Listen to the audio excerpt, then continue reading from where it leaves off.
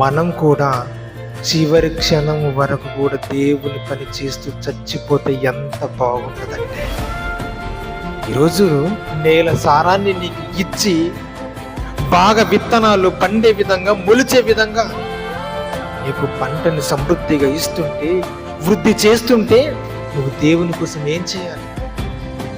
కార్యక్రమాలు చేపట్టు, దేవుని పనులు చెయ్యి. ఎంతకాలం ఉంటామండి మనము? ఏం పెట్టుకుంటావు భూమి మీద?